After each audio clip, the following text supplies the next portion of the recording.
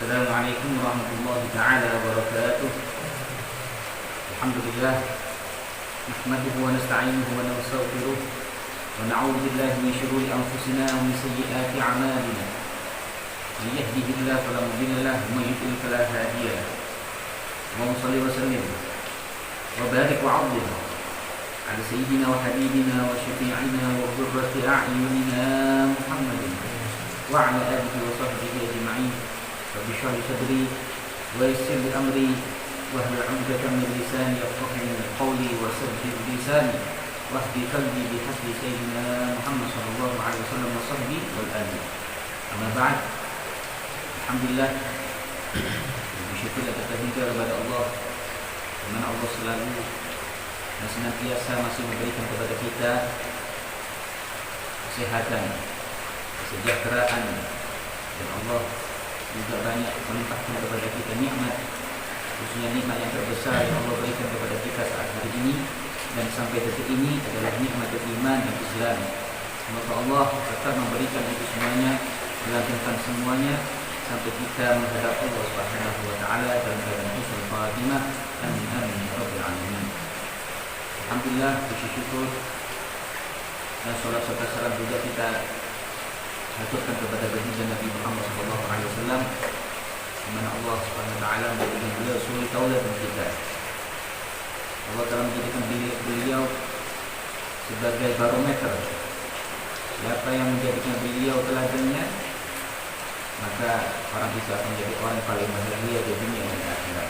Semoga kita semuanya diberikan Allah ma'unah, diberikan Allah taufik, di mana kita dalam gerak-gerik kita, langkah kita, semoga itu semuanya bisa menggembirakan baginda Nabi Muhammad SAW.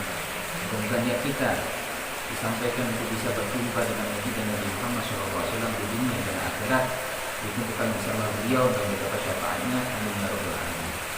Dan sebelumnya adalah kita membaca surah Al-Fatihah yang kita hadiahkan kepada saudara-saudara kita yang telah meninggal dunia, para ulama-ulama kita, orang-orang soleh yang telah meninggal, baik yang hari ini atau kemarin yang sakit ataupun secara mendadak sakit.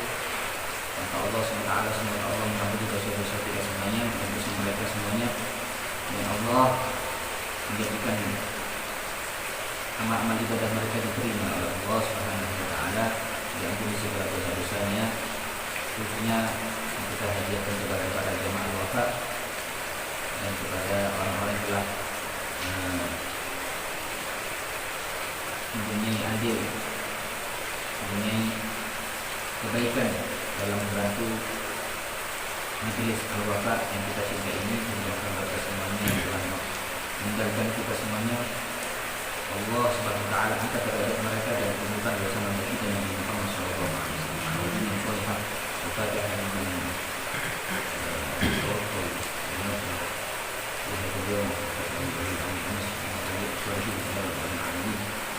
ومن إخواننا في جماعة الوفاء ومن المسلمين المسلمين ورحمة ويرضى عن بركاتهم وعلى الأسرار والوالد في مصر رسول الفاتحة. الحمد لله رب العالمين. إياك نعبد وإياك نستعين اهدنا الصراط المستقيم صراط الذين أنعمت عليهم غير المغضوب عليهم ولا الضالين. Alhamdulillah, marilah kita kembali kepada kajian kita Khilafus Sabidah fil Muamalah, yang mana insyaallah pada malam hari ini kita akan membahas tentang babul 'ariyah, bab yang baru tentang al-'ariyah. Al-'ariyah secara bahasa adalah pinjam meminjam. Bagaimana kita ketahui, kehidupan kita sesama manusia tidak akan lepas untuk kita ini saling membutuhkan. Otomatis dalam kehidupan sosial kita sangat tidak jarang atau seringkali lah kita ini membutuhkan uluran orang lain, atau kadang orang lain membutuhkan uluran bantuan kita. Maka di situ pasti ada sebutan atau istilah meminjam. Oleh karena itu meminjam ini adalah bentuk yang dianjurkan oleh Allah untuk sesuatu yang dianjurkan oleh baginda Nabi Muhammad SAW untuk kita lakukan dalam keseharian kita. Karena bantuan ini ya membantu dengan meminjamkan barang kita kepada orang lain, itu berarti kita memberikan pertolongan kepada mereka akan kebutuhan mereka yang mereka tidak memiliki atau mempunyai. Ya, itu dianggap sebuah sedekah. Ya, ketika kita membantu saudara kita, baik muslim ataupun tidak muslim, maka itu adalah sedekah kata Rasulullah SAW. Siapa yang membutuhkan ya, bantuan, terus kita memberikan bantuan itu, meminjamkan baik yang kita pinjamkan barang-barang yang sifatnya kecil sekalipun, maka itu adalah bentuk sedekah. Lantas perlu dipahami dalam pinjam meminjam ini, Allah Ta'ala dan Rasulullah telah mengatur sedemikian rupa supaya kebaikan tadi tidak disalahgunakan, supaya kebaikan tadi tidak disalahartikan, sehingga ketika kebaikan tadi itu betul-betul dilaksanakan sesuai dengan hukumnya, sesuai dengan apa yang diperintahkan oleh baginda Nabi Muhammad SAW, maka insya Allah akan berbuah namanya pahala yang sangat mulia, yang sangat besar di sisi Allah. Namun apabila kebaikan tadi saling tolong menolong tadi tidak didasari dengan hukum, dengan ilmu yang diajarkan baginda Nabi Muhammad, maka bisa jadi itu malah membuahkan namanya dosa, sehingga yang nantinya itu akan bisa memberikan ya, keringanan ya, bantuan untuk orang lain, akhirnya yang terjadi adalah perselisihan, pertengkaran ya.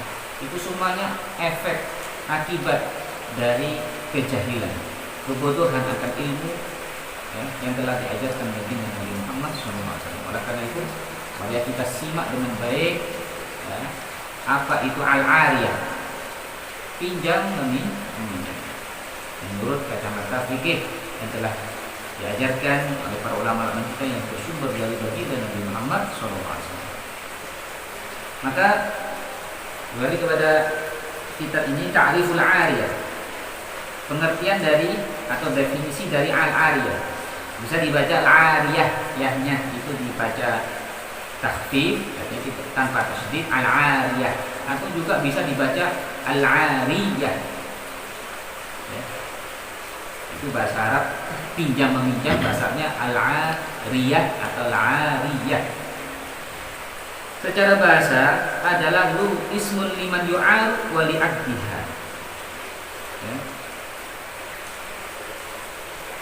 Secara bahasa adalah sebuah nama untuk sesuatu yang dipinjamkan, untuk barang yang dipinjamkan.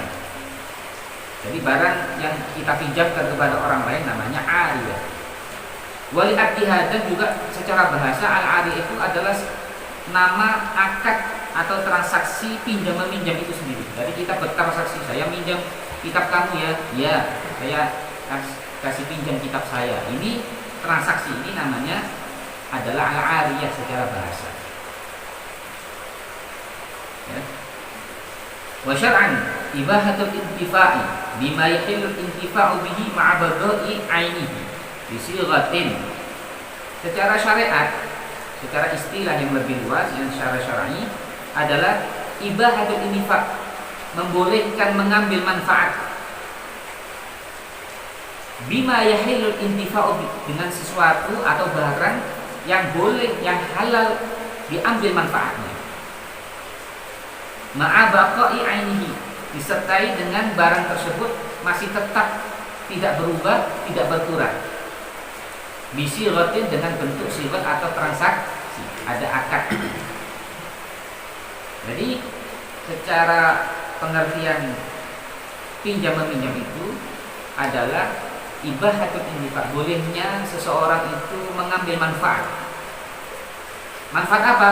Barang yang mana barang itu termasuk halal diambil manfaatnya. Ma'abaqai ini, di mana tadi barang yang diambil manfaatnya tidak berkurang. Jadi kalau ada barang yang dipinjam itu berkurang, bukan namanya simpan pinjam meminjam. Jadi namanya meminjam itu nggak ada yang berkurang. Saya pinjam susunya ya, tapi diminum. Nah ini namanya bukan simpan pinjam meminjam, ya. Jadi bukan termasuk al-ariyah. Yang dia dikatakan pinjam meminjam itu sesuatunya barang yang dipinjam tadi tidak sampai berkurang atau dalam arti tetap sesuai dengan seadanya. Misalkan buku dia ketika dipinjamkan nanti kembali lagi, bukunya masih utuh, tidak ada yang kurang atau ada yang rusak. Ya, jadi di sini sifatnya arya itu ya al-intifa saja, mengambil manfaat, bukan memiliki. Sehingga orang yang meminjam tidak berhak ya memiliki barang tersebut. Ya, tidak dianggap sebagai pemilik barang tersebut. Juga tidak dikatakan dia sebagai pemilik manfaat. Dia hanya mengambil manfaatnya saja yang sifatnya sementara, ada waktunya. Ya. Berbeda dengan pinjaman jual beli. Kalau jual beli kan saya membeli kitab, ya berarti saya ini ketika saya beli kitab itu, berarti saya memiliki kitab itu. Saya juga memiliki manfaatnya secara langgeng selama-lamanya sesuai dengan keinginan saya. Berbeda juga dengan ijarah, menyewa. Nanti kita bahas baru ijarah. Ada ijarah yang mu'abbadah, menyewa tapi selama-lamanya. Ini kan meminjam. Kalau menyewa kan pakai ongkos. Tapi kalau meminjam itu tidak, kadang-kadang tidak pakai ongkos, hanya meminjam saja.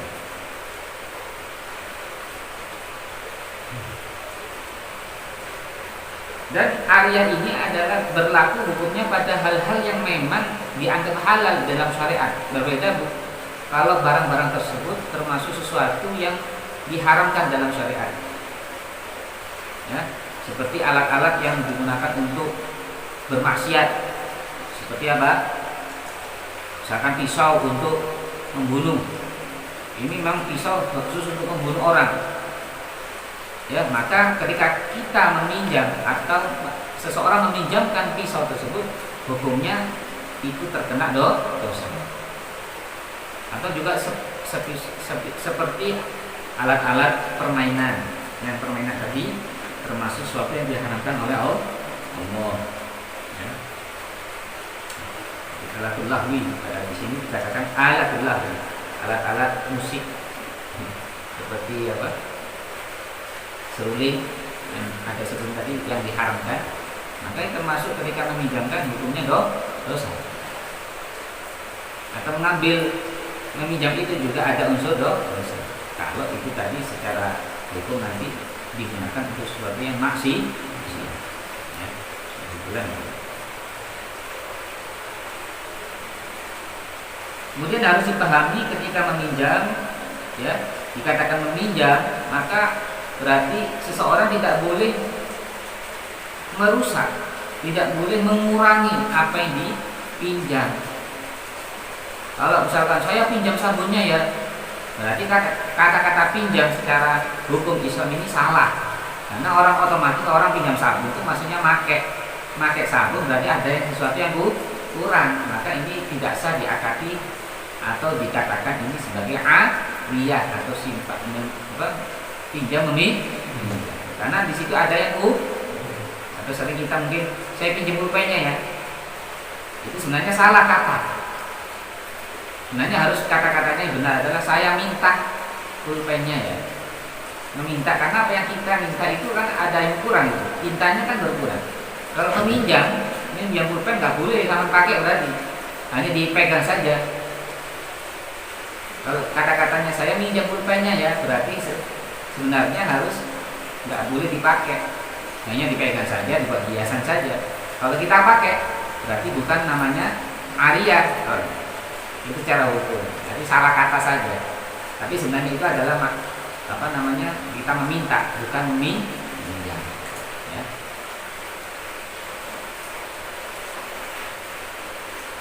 Hukum dasar dari ariyah ini adalah firman Allah Ta'ala, wa ta'awanu 'alal birri wat taqwa. saling tolong-menolonglah kalian atas kebaikan, ya, dalam kebaikan dan ketakwaan. Jadi tolong-menolong itu harus didasari dua hal, ya. Dasar dari tolong-menolong itu harus utama dalam kebaikan. Tapi kalau kejelekan tidak boleh kita tolong-menolong, ya, karena di situ nanti ada dosa walaupun kita tidak melakukannya. Ya, tadi kita meminjamkan, ya, pisau, yang mana pisau tadi mau digunakan untuk membunuh orang. Maka ini tolong menolong yang seperti ini yang dihukumi ada dosa. Sekalipun yang saya yang meminjamkan tidak melakukan pembunuhan, naudzubillah min, ya, dan kita kiaskan kepada hukum-hukum yang di situ ada maksiat, maka harus hati-hati. Kalau kita berbuat baik, juga harus tahu ilmunya. Kita menolong pun juga harus ada ilmu, harus pakai ilmu sehingga kita tidak terjerumus ketika menolong seorang itu dalam dosa. Alhamdulillah bisa jariah. Ada menolong yang sifatnya nanti menolong dalam keburukan, kemaksiatan yang sifatnya bisa jariah. Ada hukum apa? Di situ nanti dosanya terus menerus. Alhamdulillah harus perhatikan. Yang kedua, ketakwaan. Dasarilah apa yang kita lakukan dari tolong menolong itu atas dasar takwa, melaksanakan perintah Allah dan menjauhi larangan Allah. Disitulah nanti orang itu, ya, niat yang baik tadi akan menjadikan dirinya, ya, kekal kebaikannya sampai di akhir. Jangan atas dasar manusia, karena manusia atau karena seseorang jabatan atau ujian dan sebagainya. Otomatis hal-hal yang seperti itu akan sia-sia. Ya, kita menolong orang, membantu orang, tapi karena dasarnya tidak karena Allah, hanya tidak ikhlas, mengharap ridho Allah, maka apa yang kita lakukan itu akhirnya membuahkan hasil yang sia-sia, hangus. Kebaikannya hanya kita rasakan di dunia saja. Dan boleh jadi banyak yang niatnya yang seperti ini membuahkan apa? Kekecewaan. Banyak, saya sudah tolong dia, saya sudah bantu dia, sudah saya pinjami dia, ternyata dia begini. Nah, kalau orang itu bukan karena Allah, pasti yang ditemui adalah kekecewaan. Ya, marilah kita betul-betul niatkan dari awal ketika kita berbuat baik. Tentu dari berbuat baik adalah apa? Kita memberikan pinjam meminjam tadi kita karena Allah Subhanahu wa taala. Kemudian dalam Al-Qur'an lain ada dalil wa yamna'unal ma'un, dan mereka mencegah dari al-ma'un. Al-ma'un ini adalah di dalam tafsir itu al-ma'un adalah barang-barang dapur yang biasa dipinjamkan. Jadi dikatakan dalam Al-Qur'an tadi, ya, mulai dari awal kan surat Al-Ma'un apa? Ara'aital ladzi yukadzibu bid, maukah tidakkah kau melihat orang-orang yang mendustakan agamanya? Di antaranya sampai akhir apalah mereka ada yang yamna'unal ma'un, mencegah diri mereka untuk meminjam barang-barang yang biasa dipakai, yang dibutuhkan dalam urusan dapur. Seperti apa? Panci, ceret, ini ma'un. Ketika mereka tidak mau meminjamkan karena saking bakhilnya, saking meditnya, maka bisa dikatakan nanti dikhawatirkan orang tersebut termasuk orang-orang yang mendustakan agamanya sesuai dalam firman Allah dalam surat Al-Ma'un. Ini bisa dicek lagi dalam Al-Quran. Dalam hadis annahu sallallahu alaihi wasallam ista'ara farasan min Abi Talha faraqibahu wasta'ara adru'an min Safwan bin Umayyah yauma Hunain. Di dalam hadis diceritakan bahwasanya Rasulullah SAW pernah meminjam ista'ar, ya, meminjam seekor kuda dari sahabat beliau yang namanya Abu Talha. Farokibahu, kemudian Rasulullah menunggangi kuda tersebut, ditunggangi, dipakai. Jadi menunjukkan Rasulullah pernah meminjam. Ini hukumnya peminjam-pinjaman tadi sah, ya. Yang digunakan barangnya adalah seekor kuda. Wasta'aru adru'an min Safwan, dan Rasulullah juga pernah meminjam baju besi Ya, baju besi artinya yang digunakan untuk perang. Min Sofwan bin Umayyah, dari namanya sahabat Sofwan bin Umayyah. Yaumah Hunain, pada waktu peperangan Hunain. Maka dikatakan ketika Rasulullah memakai baju besi tadi ketika peperangan Hunain, ya, maka ditanya, "Ghasibun ya Muhammad?" "Ya Rasulullah, apakah kau ini ghasab? Enggak izin langsung pakai punya orang?" Faqala sallallahu alaihi wasallam, "La bal 'ariyatun matmunah." Ya. Ini bukan ghasab, tapi saya meminjam yang sudah dijaminkan. Jadi ada jaminan. Ya. Nah, jaminnya apa? Nanti dikembalikan.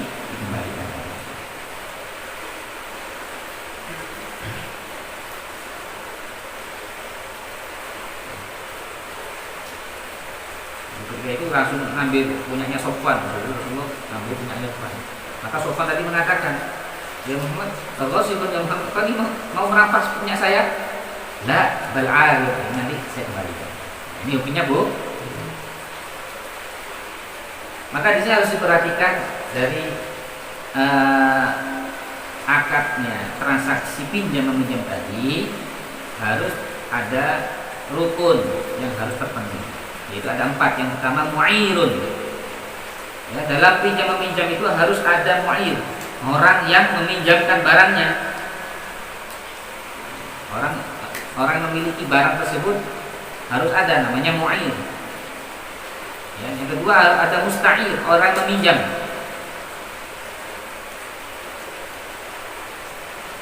Ya, musta'ir, orang yang meminjam, harus jelas siapa yang meminjam ini. Nggak boleh ini saya pinjamkan kepada salah satu dari kalian berdua. Siapa ini? Harus jelas. Nggak boleh kepada siapa, harus ditentukan.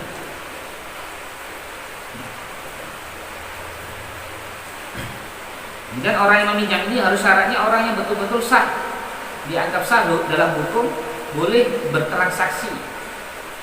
Ya. Yang nggak boleh kalau kita kasih pinjam kepada anak-anak kecil misalnya.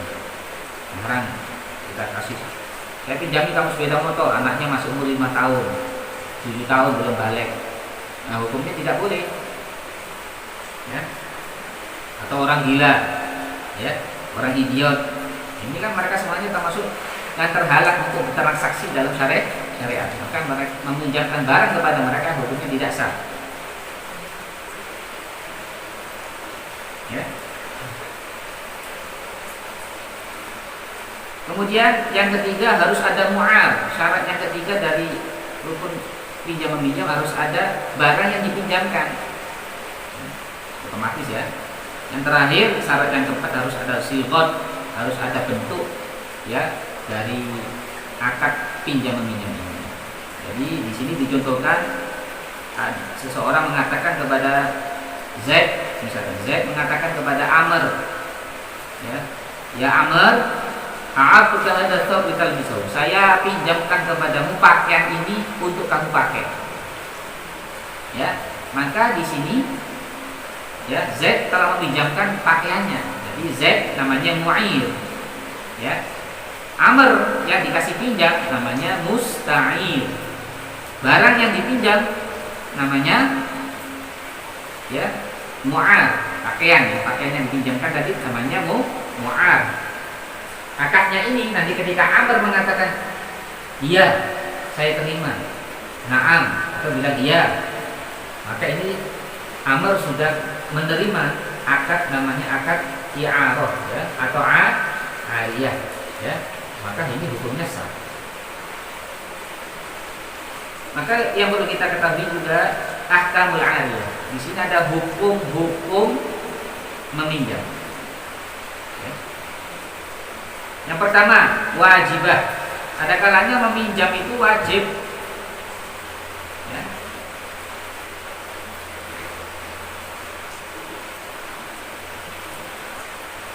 Ya, meminjamkan itu kadang-kala hukumnya wajib. Contohnya apa? Ki'arati sikin lidzabi hayawan musyfiqin 'alal halak. Seperti meminjamkan pisau untuk menyembelih hewan yang mau meninggal. Ini kalau nggak disembelih hewan ini, dia akan bisa jadi bangkai, kan mubazir. Maka ketika ada orang, tolong saya minta, cepat-cepat saya minta pinjam pisau kamu, saya mau nyembelih hewan ini mau mati. Emang kalau nanti kalau mau meninggal nggak bisa dimanfaatkan. Maka ketika saya di sini punya pisau, wajib hukumnya meminjam supaya nggak jatuh hewan tadi jatuhnya mubadir. Kalau jadi bangkai kan haram. Tentu lain yang wajib hukumnya meminjamkan barang. Bentuknya seperti apa? I'aratus silah, seperti meminjamkan ya peralatan perang untuk memerangi orang-orang kafir yang murtad. Apa? Kafir yang muta'addin, yang dia itu betul-betul memerangi muslimin. Ini jadi kafir harbi yang betul-betul memerangi. Maka ketika ada orang berperang minta pinjam ya alat perang kita yang kita punya, maka wajib kalau kita punya untuk memberikan pinjaman di ya, karena perang itu kan hukumnya wajib ketika ini kepada orang-orang kafir yang harbi yang memerangi kaum muslim. Jelas ya? Kemudian kadang-kala hukumnya sunnah atau mandubah, meminjamkan itu hukumnya sunnah. Nah, inilah yang hukum asal dari ariyah tadi. Hukum dasar asal dari ariyah adalah sunnah, karena sifatnya itu termasuk i'anatul muslim, membantu orang muslim. Ya. Allah fi 'aunil 'abdi ma kana al-'abdu fi 'auni akhihi. Allah akan selalu berada di dalam menolong hamba selama hamba itu mau menolong saudaranya. Ya, kalau kita mau bergerak menolong saudara kita, ya macam-macam pertolongan itu ya. Ini kalimatnya banyak sekali pemahamannya. Bisa dengan meminjamkan sesuatu ya. Sekalipun itu sedikit, maka Allah akan memberikan balasan, di mana ketika kita butuh Allah akan memberikan pertolongan. Maka fi hajati akhika Allah fi hajatih. Siapa yang berada di dalam memenuhi hajat saudaranya, kebutuhan saudaranya, maka Allah akan memberikan hajatnya, keinginannya, mengabulkan keinginan. Ya, makanya banyak para ulama ketika hajatnya ingin dikabulkan, di antara amalan mereka supaya hajatnya dikabulkan adalah mereka terlebih dahulu membantu saudaranya. Ketika kita membantu saudaranya, padahal ini otomatis kadang-kadang mereka ini butuh. Dengan itu hal yang mereka punya itu butuh. Mereka butuh, tapi dikasihkan sama orang, kadang disedekahkan atau dipinjamkan. Maka subhanallah, akibat dari menolong orang lain, Allah memberikan justru lebih indah dan lebih banyak. Ini banyak di antara para ulama melakukan. Ya. Salah satu solusi supaya hajat kita dikabulkan adalah kita membantu orang. Ada kalanya mubahah, berarti yang sunnah, hukum asal ya. Sudah, pokoknya kita nolong orang itu insya Allah mubahah. Ada kalanya boleh berarti tidak ada hukum di situ, ada nilai pahala, ya tidak. Kalau dikerjakan dan tidak pula ada nilai dosa kalau ditinggal. Contohnya apa? Al-i'ara lil ghani. Ya. Seperti seseorang meminjamkan pakaian untuk orang kaya, yang mana orang kaya tadi ya sudah banyak memiliki baju, sudah cukup ada. Ini contoh meminjamkan yang tidak ada nilai pahala. Karena apa? Nggak butuh. Ya, ini nggak butuh. Ya. Kalau meminjam ya cari orang yang butuh gitu. Jangan sampai kita rugi gitu loh. Ini sesuatu yang sifatnya ada nilai pahala. Menolong itu kalau menolong cari yang membutuhkan. Kalau menolong ya orang-orang nggak butuh ditolong, ya nggak ada nilai pahala. Apalagi sudah bercukupan. Yang perlu diperhatikan itu orang-orang miskin, fugoro yang punya hutang, orang tiga ini ya yang harus kita perhatikan di zaman sekarang. Yang pertama apa? Al-fakir. Ini banyak sekali, mungkin kita banyak menemukan orang-orang yang di zaman sekarang, khususnya saat ini sebab pandemi, mereka tidak bisa bekerja. Mereka kadang-kadang untuk kebutuhannya tidak sampai separuh. Maka ini orang yang perlu kita lihat, kita lirik mereka, kita perhatikan. Kita tanya, kamu kebutuhanmu sudah cukup apa belum? Ini bagi orang-orang kaya harus seperti itu, tidak boleh malu. Kadang orang-orang fakir ini kadang-kadang punya mereka ini saking malunya untuk meminta, maka mereka ya itu tadi sampai berhutang-hutang. Makanya orang kaya ini ya amal ibadah yang paling apa namanya afdol bagi mereka bukan sholat sunnah, bukan puasa sunnah, tapi bagi mereka adalah sedekah. Ya. Yang kedua orang miskin ini ya derajatnya di atasnya orang fakir.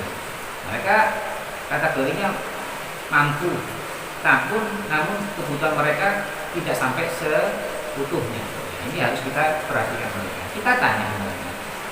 Yang terakhir ini yang banyak ya orang-orang yang punya hutang. Ya, nah, ini harus kita perhatikan. Orang hutang yang tidak mampu membayar hutang, ada kategori ya orang hutang yang berhutang tadi itu mampu membayar. Ada kategori yang kedua, ada orang punya hutang tapi tidak mampu membayar karena kefakirannya, karena kemiskinannya. Ya, karena saat itu memang sangat-sangat tidak ada pasokan atau sesuatu yang masuk. Ya, maka ini yang harus kita perhatikan di zaman sekarang. Ya. Ya. Karena ada seorang ulama di akhir-akhir zaman ini ada yang pernah mimpi Rasulullah. Ketika mimpi Rasulullah ditanya, apa amalan zaman sekarang yang paling afdol? Amalan apa di zaman sekarang ini paling afdol ya Rasulullah? Maka Rasulullah di dalam mimpi itu mengatakan, amalan yang paling afdol ini di zaman sekarang ini yang pertama it'amul ja'i, memberi makan orang yang lapar. Orang lapar ini mungkin sekarang ini ya banyak juga. Hanya secara bahasa ya lapar ini bisa lapar akan perutnya, atau juga makna lapar ini kebutuhannya tidak tercukupi. Maka ini harus kita perhatikan. Yang kedua apa? Nasrul ilmi, mengajarkan ilmu. Ya, sedekah yang kata Rasulullah yang paling afdal di zaman sekarang ini memberikan ya makan orang lain yang lapar. Yang kedua ya mengajarkan ilmu. Maka kita berada di derajat yang mana? Kalau kita menjadi orang yang mampu untuk membantu orang lain karena kelaparannya, karena kebutuhannya, maka silakan yang pertama ini kita lakukan. Kalau kita nggak mampu yang kedua, kalau bisa dua-duanya alangkah sungguh luar biasa.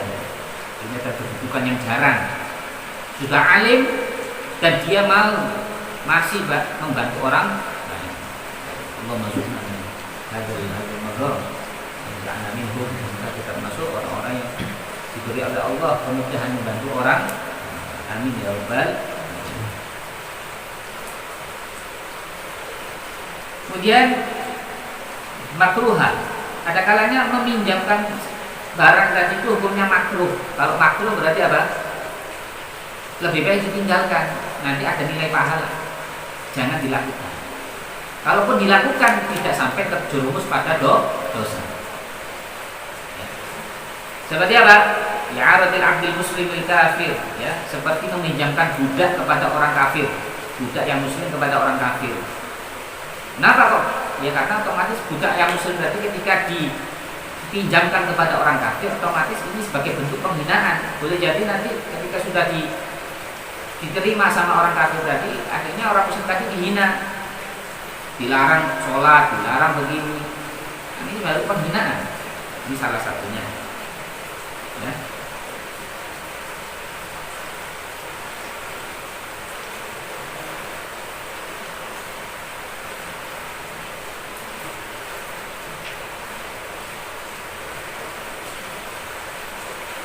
Atau bisa juga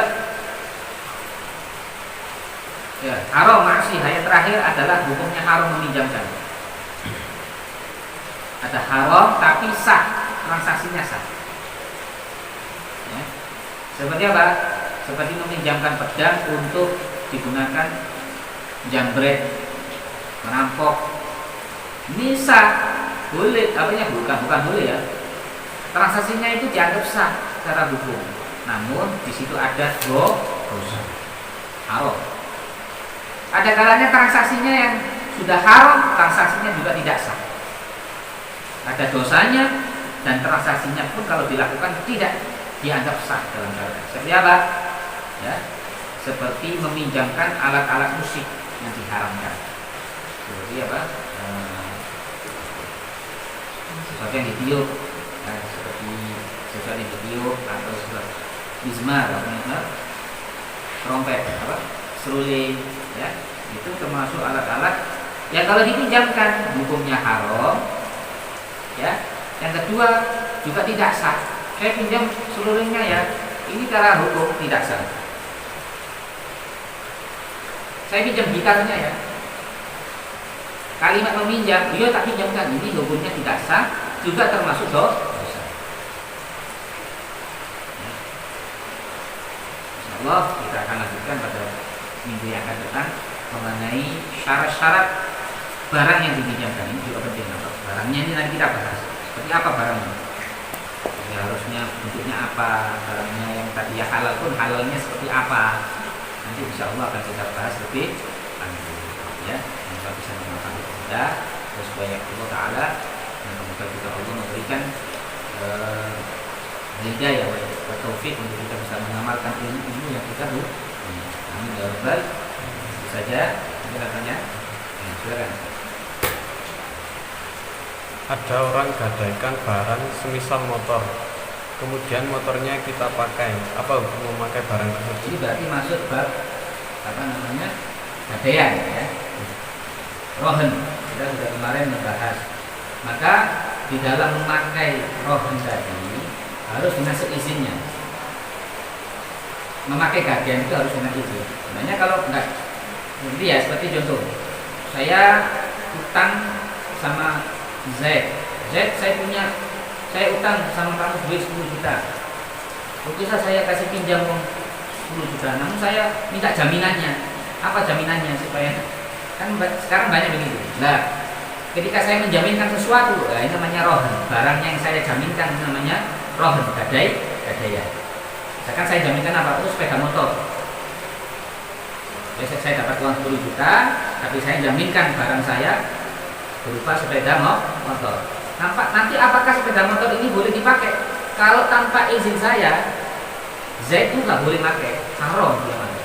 Ya wes di aja namanya ditaruh saja, ya, ditaruh saja. Kecuali dia izin, Ustaz, ini kan sepeda motor, boleh nggak saya pakai sekalian? Oh, silakan pakai selama saya belum bayar utang saya, silakan pakai. Pokoknya kamu rawat, ya. Oke. Maka di sini Bu, artinya apa? Harus minta izin dari kita. Kalau nggak minta izin, hukumnya haram. Ya.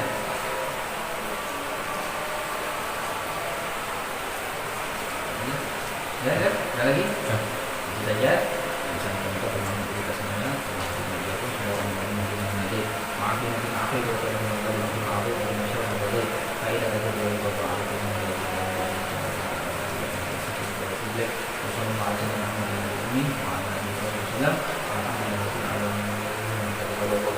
Assalamualaikum warahmatullahi wabarakatuh.